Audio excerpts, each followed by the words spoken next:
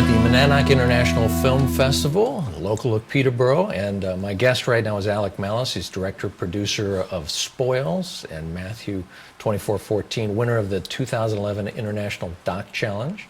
Also a cinematographer. You did cinematography on as a Welcome to Pine Hill. Yep. And tell me a little bit about that film first. Welcome to Pine Hill is a feature film that we shot in 2011 and a little bit in 2012, and it's a feature film about a young man, a former drug dealer who gets some big news and has to reconcile with his past. Shooting it was, coming from a documentary background, was really perfect for this. I knew the director as a friend, and he knew my work as a documentary filmmaker, and he said, "Come on board." And the reason for that was that we shot in these long improvised takes. We would do 45-minute takes with improvisation, and there was very little camera direction ahead of time. It was sort of like, okay, you're there, get the action. And we would just sort of had to follow what we wanted to follow, and that, you know, that instinct that comes from documentary where things aren't planned helped really well for that film. Nice. Yeah. Good. So that film, did that pivot you into wanting to direct, or had you always been directing prior to that film? I think what that film did is make me want to start directing narrative stuff, you know, fiction films or more controlled films. I've been directing and shooting a lot of documentary work up until that point, but after sort of experiencing the process and how much work goes into it and sort of the reward that comes into it, just the idea of sculpting a story from scratch rather than capturing something that's already happening was really attractive to me. Tell us about Spoils, which is the movie that we're going to be seeing here, the short film Spoils. Tell us about the topic and what that's about. Sure. Well, Spoils is a short documentary about 3 dumpster divers in New York City who go and salvage food from the trash.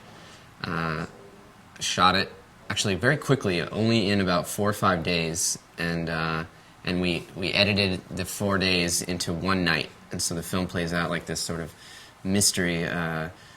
It plays out like almost like a mystery where you're sort of wondering, who are these people, where are they going? Because nobody really, it's shot in an observational style, in a direct cinema style, where nobody is really talking to the camera. They're all interacting with each other, and we're trying to remain as observational as possible.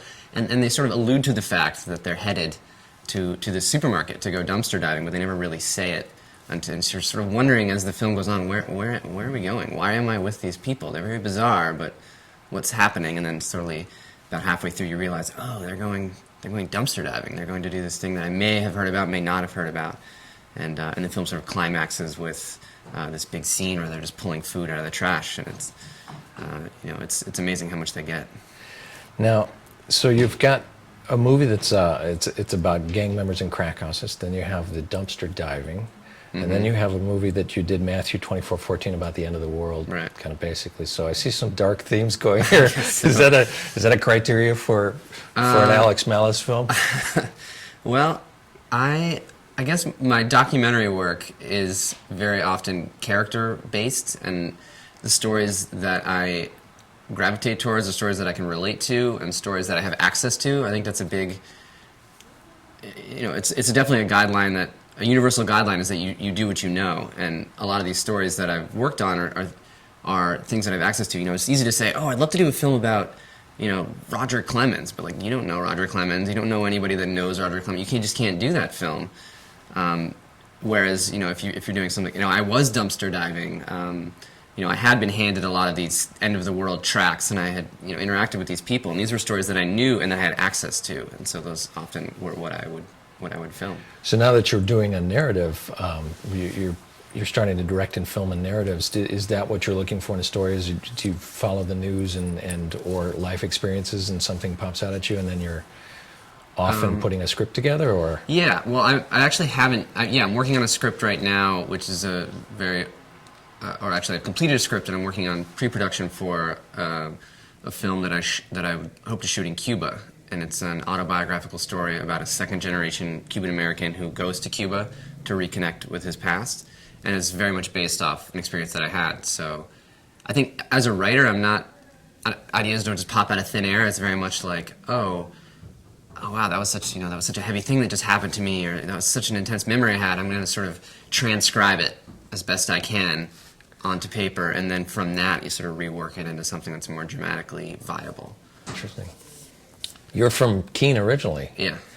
So how did you end up in Brooklyn? Is Brooklyn where you live now? Yeah. How did you end up in Brooklyn? It was a little roundabout. I went to school at UNH on the Seacoast, and while I was there, I was doing a lot of film stuff, working at the student TV station and learning the craft a little bit, getting the hours in. And then I actually went out west and did skiing, and then I volunteered for the Obama campaign briefly, and then it sort of just occurred to me that I think I'd like to do film. I thought I wanted to do environmental science, that's what I majored in, but I've been doing film and video as a hobby throughout, and I said maybe I should try film, and I applied to an internship in Brooklyn, got it, and that was it. There you are. And then I went there, and that was like 5 years ago. Awesome.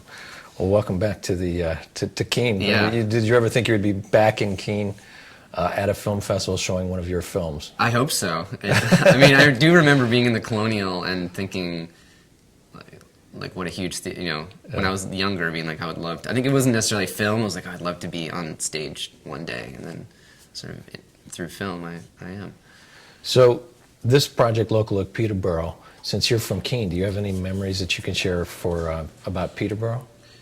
Yeah, I love going to the Toadstool Bookshop in Peterborough. It's one of my favorite bookstores that I've ever been to, and I have a lot of friends who work there still. And so every time I can get to Peterborough, I always check out the bookstore. Awesome. Well, we look forward to seeing your movie, Spoils, and good luck with your next movie. Do you have a working title for it? Yes, it's La Noche Buena, the good night. I'll let you say that one. La Noche Buena. All right. Thanks, Alex. I appreciate it.